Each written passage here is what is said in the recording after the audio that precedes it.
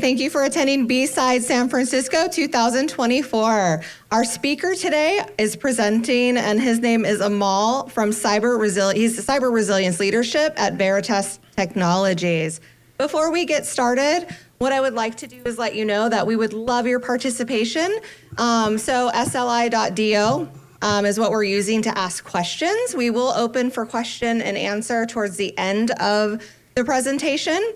You can also, there's QR codes outside of every theater on the signs. If you didn't scan it yet, you can use BSidesSF or .org/Q&A. My name's Nicolina, and it's a Q like Quebec, Nicolina Alpha. So no ampersand, it's actually the letter N, okay?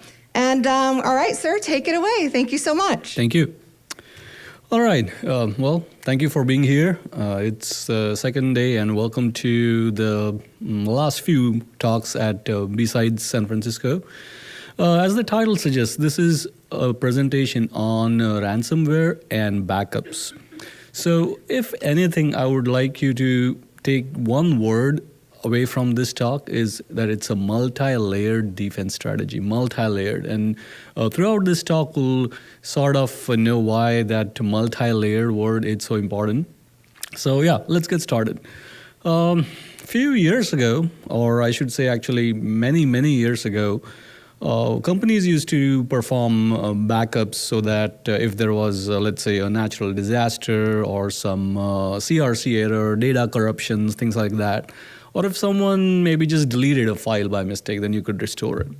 But not anymore. Sadly, not anymore. Most of the time today, we back up things so that we could possibly restore from a ransomware attack. So what we are going to do today is we'll take a quick look at the ransomware landscape. We'll look at some of the attacks and some of the simplified version of ransomware attacks, and draw a lot of parallels between network endpoint security as well to backups. So what I mean is essentially in your typical network world, you would have a endpoint admin or a network admin, and they do a certain task before an attack. So they would do vulnerability scanning, they would do posture management to make the configuration is good. And what we'll do is we'll see what backup administrators can do before a ransomware attack.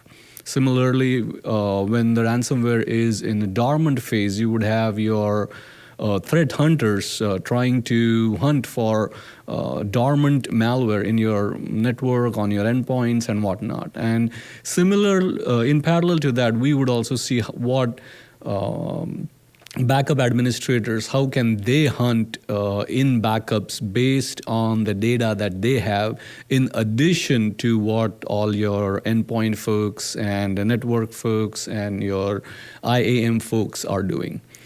And last but not least, I have a checklist that I have from someone. I'll just give a link to that 30, 60, 90-day checklist that would help any organization in their backup and recovery effort. So let's look at ransomware. This is from the most recent FBI crime report. It has data on a lot of things in addition to ransomware. But what this states that in 2023, which is the most recent version of the report for the entire year last year, there was about 74% increase in the money lost due to ransomware. So that's a pretty staggering amount. There was also an 18% increase in the complaints that they got on ransomware.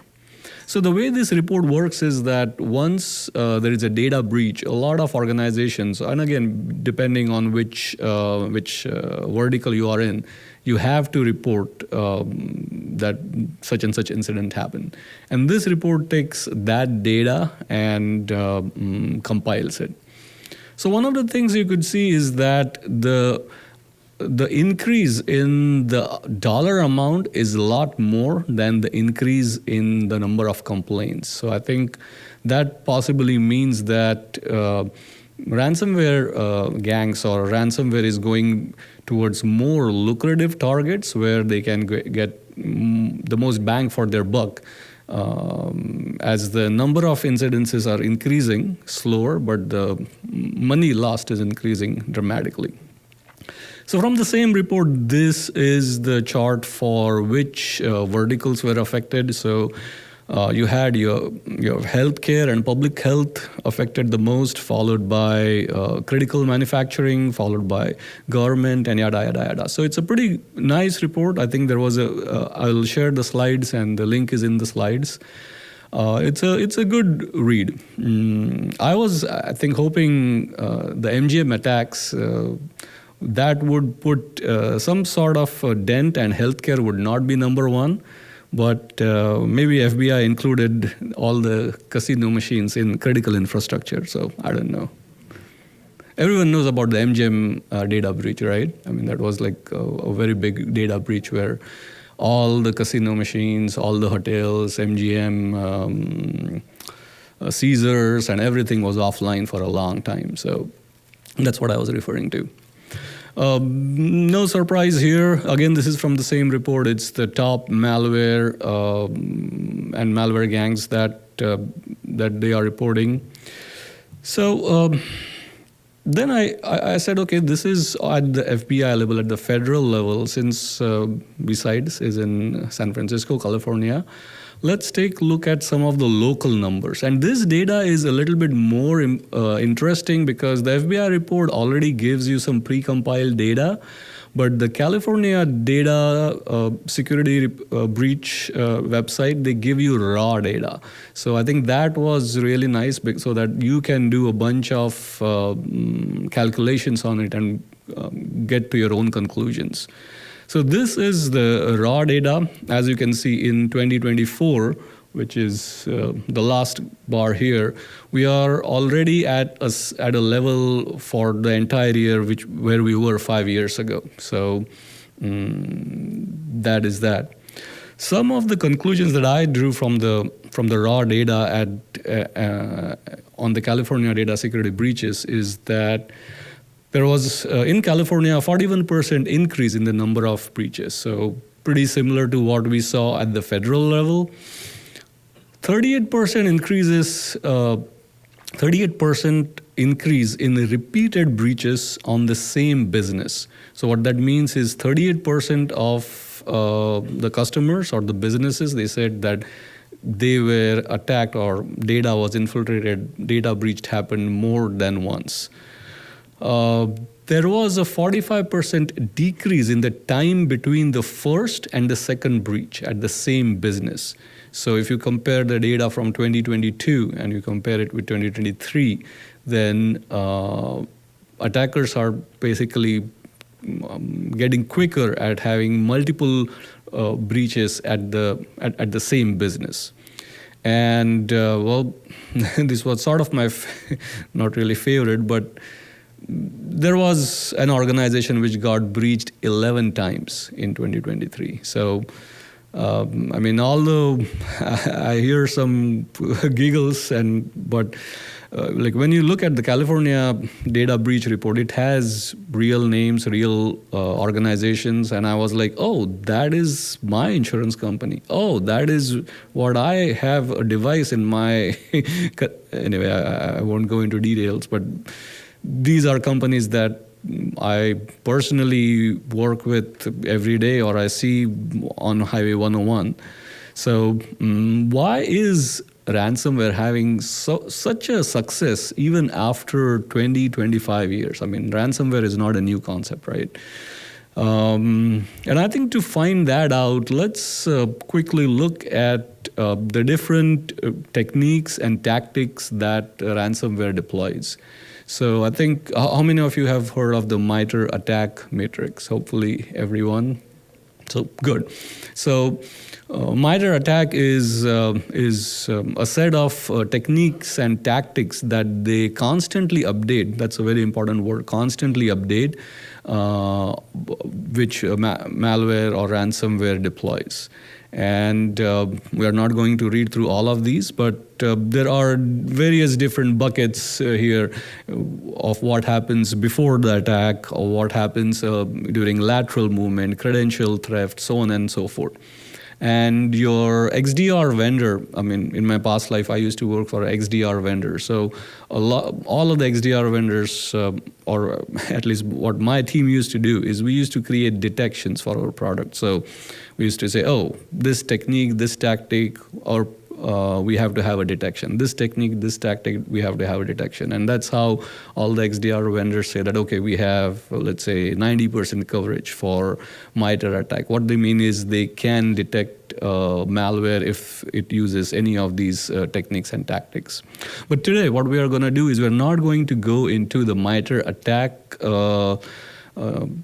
in detail. What I've done is I've basically just classified it into 4 broad buckets. The first bucket, the green bucket, is the prevention bucket. This is basically pre-attack, and what we'll do is we'll see what organizations can do before an attack with respect to backups. Again, there are a lot of things you could do with respect to endpoints, network, and all those things. But what we are talking here is specifically with respect to backups. What organizations can do in the dormant mode, where malware is in your organization and is trying to move laterally, and your folks are also trying to do threat hunt at the same time, and also during the detonation phase. So let's get started. So first is prevention. So this is where basically, as a backup administrator or as a department responsible for securing backing up data, you would create strategies before a data breach happens. This is a pretty common thing in the backup world. I think to pass your CISSP, you must have known all of these terms. But what you have here is, on the left is you have your last backup done, the left box, and then basically at some point there is an incidence, and the time between your last backup and your incidence is your RPO. Recovery point objective. Then between your last event and you go to recovery, what you have is your RTO. From your recovery to completely testing and building, getting your systems online is your WRT. And then you have your normal operations continue. So I think one of the most important thing you could do as an organization that is responsible for backups is see where you fall in your RPO, RTO. What are these values for your organization? What is really realistic for you? You can start with data classification. There are many methods to classify data. Some military has those type of techniques. Commercial just do 4 techniques. But find out what is your way to classify data, and then use one of the existing contingency planning techniques. So NIST 853 has a pretty good advice on how you should do your contingency planning, basically identifying backups, comparing backup types, using some sort of a backup solution and things like that. So by all means, try to modify it, put your secret sauce in it, but also look at some of the very easy, standards that have already been done by some other folks who have thought about it for a long time, and implement those standards.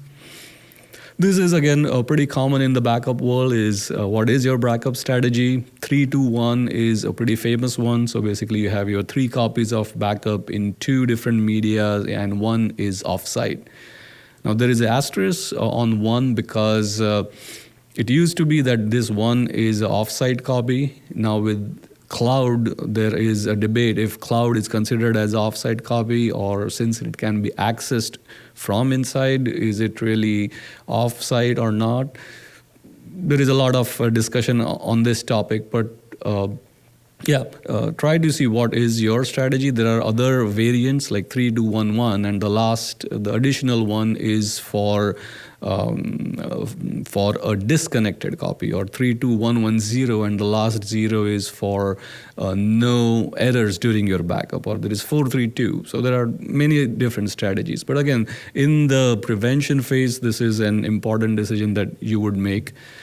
And last but not least, NIST again has an example of an example organization. So your organization would not look like this; it would be different. But this is just an example organization, and again, the link is below, where NIST tells that okay, in these situations use worm data, in these situations use encryption, in these situations use cloud backups and things like that. So take a look at these examples and what are the best practices and recommendations, and that generally would help greatly.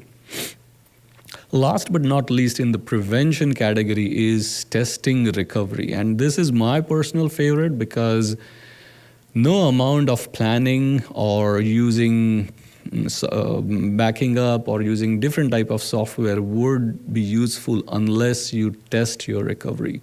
The last thing that backup administrator or a backup organization wants is when it comes time for recovery, there is some error or there is something that happens that says, oops, cannot recover. And that is what I think everyone in this room or in the backup world dreads, that when it comes time for recovery, it doesn't work.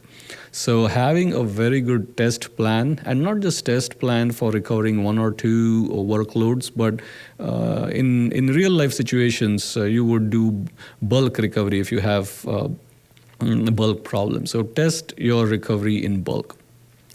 So these were some of the things that you could do in the prevention phase. In the dormant phase, now things get a little interesting. So this is when a malware is dormant in your network, but it has not exposed itself. So threat actors are in stealth mode inside your network. There is no data loss yet, no encryption yet. What threat actors are actually trying to do is they are trying to gain privileges. They are trying to evade your defenses. They are trying to elevate privileges or move laterally, access credentials, things like that. And more recently, they are also trying to target your backups. Because think about it. I mean, if you had a magic wand and you could restore all of your data instantaneously, then it really takes out the power out of the ransomware, because you can really restore very quickly. So what ransomware gangs are trying to do is they're trying to find where your backups are kept. Do you do your own backups? Are they just in one of the shared drives? Or do some administrators who has access to those shared drives? Do you use a vendor solution? Which solution are you using? Can I, as a malware writer, let's say, corrupt those backups and things like that? So more and more that is happening in this phase where your backups are targeted. And also your backups can provide malware or threat actors a very good blueprint of where your crown jewels are. So the idea here is you back up your crown jewels. If somehow by credential theft or by any other means I can get into your backup software, then I can see the workloads that you're backing up. And then I know, I should laterally move to these targets because these are the ones that you're backing up. So as defenders, what can we do? Well, one of the things is since we know that they are targeting our backup software, we could use indicator of attacks on the backup software. So essentially have some sort of a user behavior analysis on the use of the backup software. So either your vendor would provide something out of the box, or what you could do is you could have all your access logs for your backup software in a UEBA type of solution, and then do some data analysis there. Is like, was this user's behavior anomalous? This user never really adds any other users. Why did he add it all of a sudden? Or this user never disables any backups. Or we have to have a big meeting before we disable anything, but this administrator disabled something. So was this the administrator, or someone has got his credentials, his or her credentials.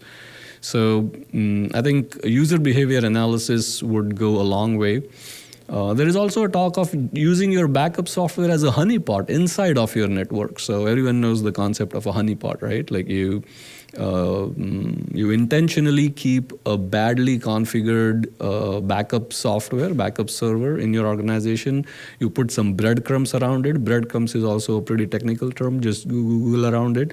So the attacker, you are sort of guiding the attacker inside of your organization with the breadcrumbs in Active Directory or things like that to the backup software, to your fake backup software.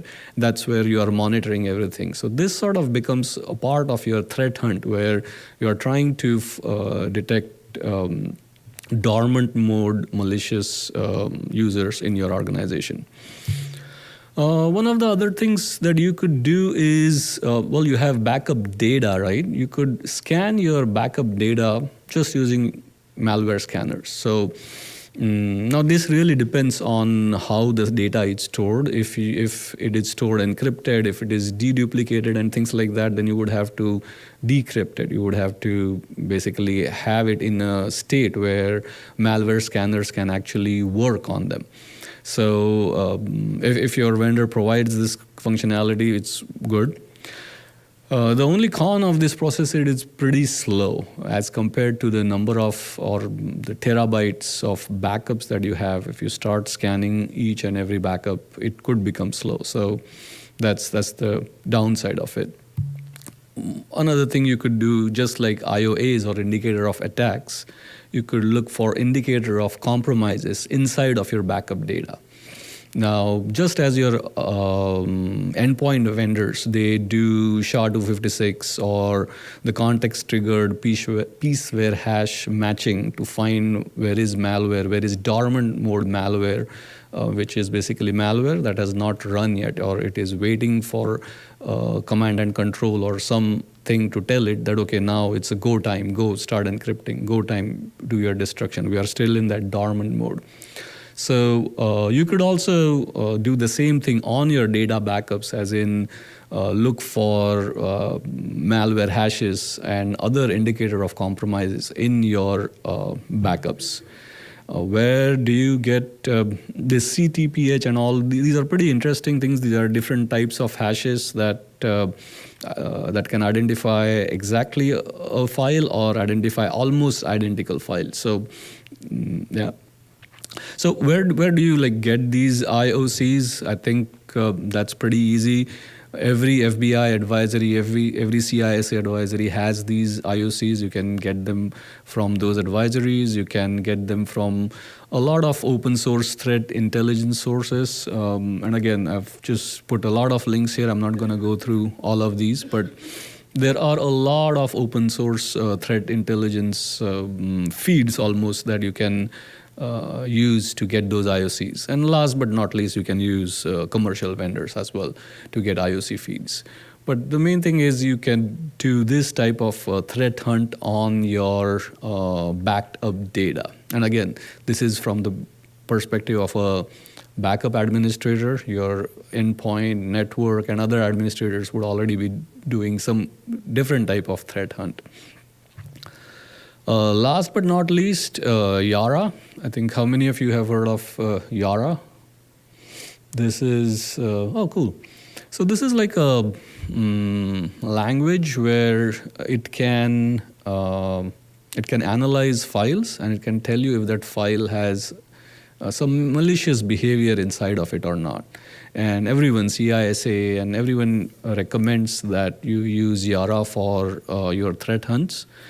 An example of things that it can detect is basically a lot of malware and ransomware first checks if they are running in a sandbox, if a researcher is trying to analyze it. And if it thinks it is running in a sandbox, then it would not run. Essentially, it would not do the bad behavior. So there are, again, a lot of GitHub repos here. There are a lot of open source Yara rules that can identify such binaries or such files that have anti-debugging techniques in them. And a normal file, normal executable or any type of file should not have any anti-debugging techniques built into it. A normal file should not have an exploit kit into it. An exploit kit is essentially almost like libraries that malware use, reusable libraries to do whatever it needs to do. So even malware, just like the software we write, it's not written from scratch, right? It's just assembled. You take a library from here, you take library from there, you assemble it. So there are rules to find these exploit kits. There are rules to find various CVEs or vulnerabilities, web shells. The list is endless. So again, go to these GitHub repos and see what are the things that you could run on your backed up data to detect dormant mode malware. So let's switch gears to from dormant to detonation phase. So what we are trying to do is we are trying to, based on our data backups, see where malware is. So in this phase, what has happened now is threat actors are now actively encrypting data, actively deleting data, actively infiltrating data. And they may or may not have disclosed themselves, but the data is changing. And well, before we go into this, one of the questions that would come into mind is, why would I need to detect malware in this phase? Because wouldn't my network admin or my endpoint admin already tell us that, hey, we have an infection, because there is a notice on his screen that, hey, you have been infected, this is the ransom. So there are two reasons why, as a backup administrator, from the data perspective, it would help you. One is you could have rules where you stop backing up data if you see a lot of variance in data. So let's actually jump into it. So you could observe anomalies in the data that is backed up. So one of the anomalies that you could see is the data entropy. So entropy is basically the randomness of the data. Low entropy indicates that there are more like regular patterns in the data, and high entropy means that your data is highly random. So if you observe anomalies or rapid changes in this, so for example, I'm backing up a workstation, a server, a database, a Kubernetes cluster, whatnot, but I see a lot of entropy change as compared to my baseline for the last week, last 2 weeks, then I know that data is changing rapidly. And I could use that to stop the backups, because I know that usually this is not the normal behavior, and I don't want to overwrite my backups with bad data, or with backups that ransomware has already encrypted those files or deleted those files and things like that.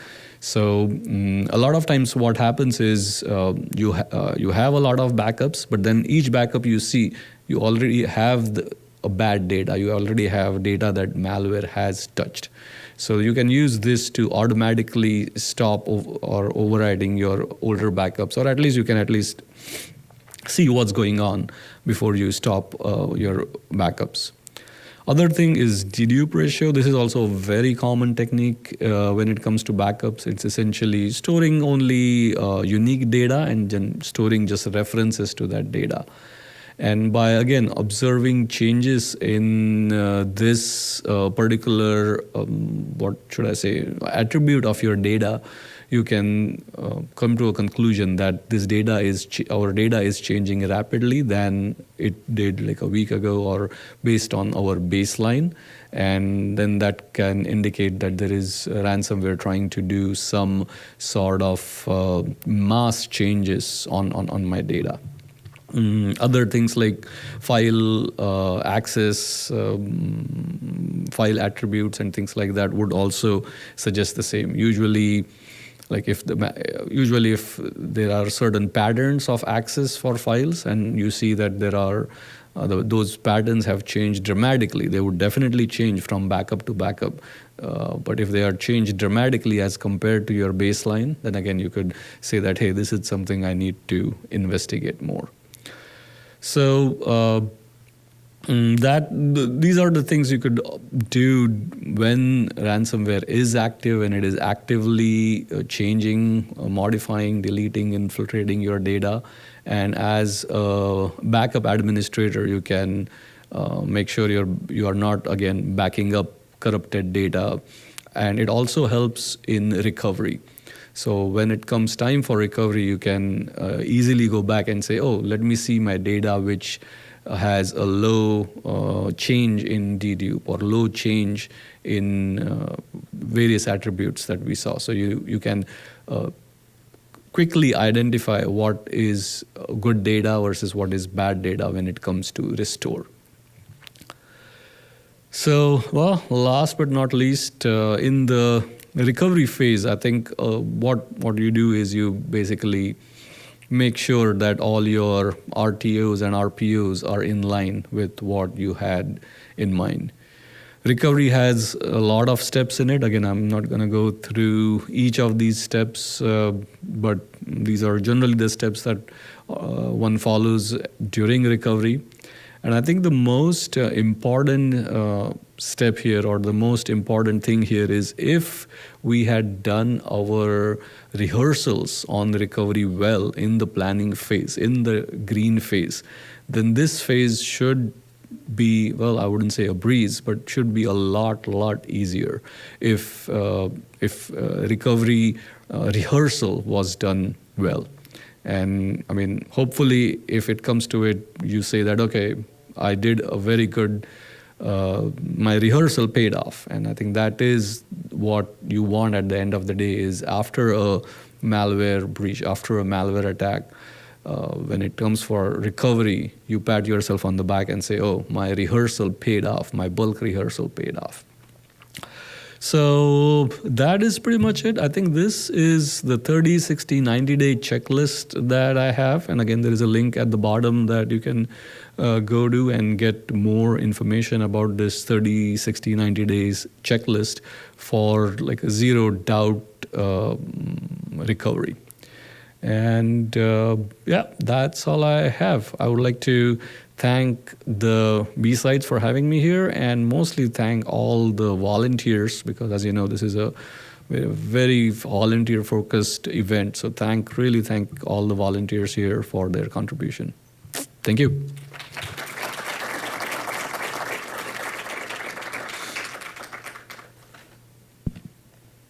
Thank you so much, Amol, for that wonderful presentation. It was most certainly enlightening. I want to thank everybody for coming. We actually have a special gift just for you.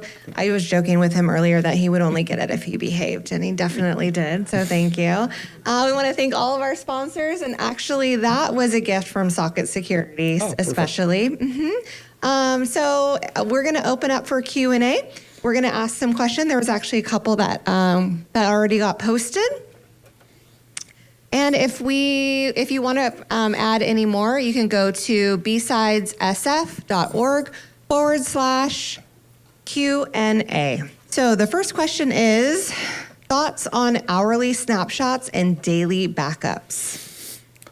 That's I think it's a very good question. It's not an easy one because, I can recommend take hourly snapshots, take a snapshot every half hour. But practically, when you look at it, it has to do a little bit with your organization, what is the type of data you're backing up, and what you have done in the past.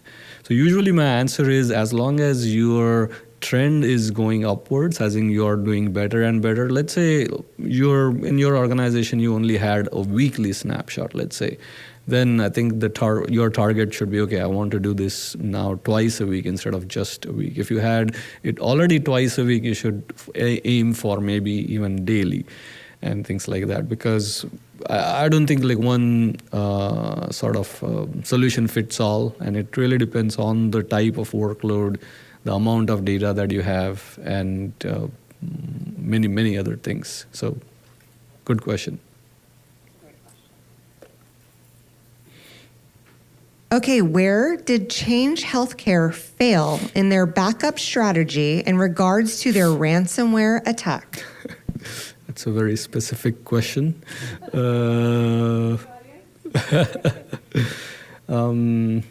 I did study that use case a little bit, possibly not enough to give a very conclusive answer where a particular organization failed. So sorry, I really don't know. I don't want to just guess here. Thank you for that. And it also could be by proprietary, so we won't make you answer. Have you seen examples of false positives of anomaly detection? And can you speak to the challenge of tuning of anomaly detection? Mm-hmm, mm-hmm.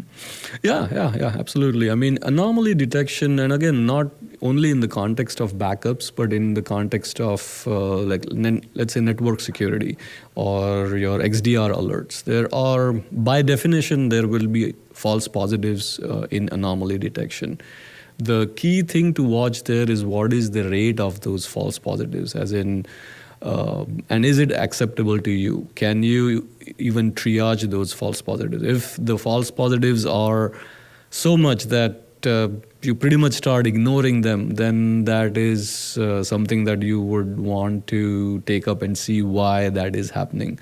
There would be false positives, no doubt about it, because anomaly is just based on some data, looking at your past patterns and see that the newer pattern has changed. So, I mean, there could be two reasons for the false positives. One is maybe the implementation of that anomaly is bad, or second is genuinely your user patterns are changing, and then there is really no malware, but your user patterns are changing.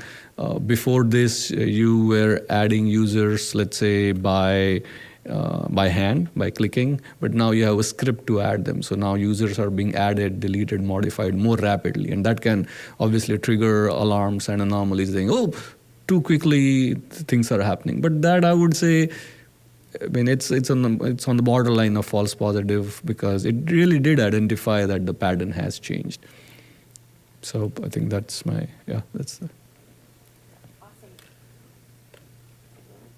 Thank you so much. We have a couple quick announcements. So we have headshots available. I'm not sure if you are all aware, but right outside of the talk area, you're welcome to get your headshot and update your LinkedIn. Also, as a reminder, you can support charities, EFF, Golden Gate Gardens Park, and TechBridge Girls by buying a t-shirt by the coat check on the top floor. We look forward to seeing all of you again. Thank you so much for coming to B-Sides San Francisco, and hopefully we'll see you next year. All right, thank you so much. Let's give them a great round of applause. Thank you. Thank you, sir.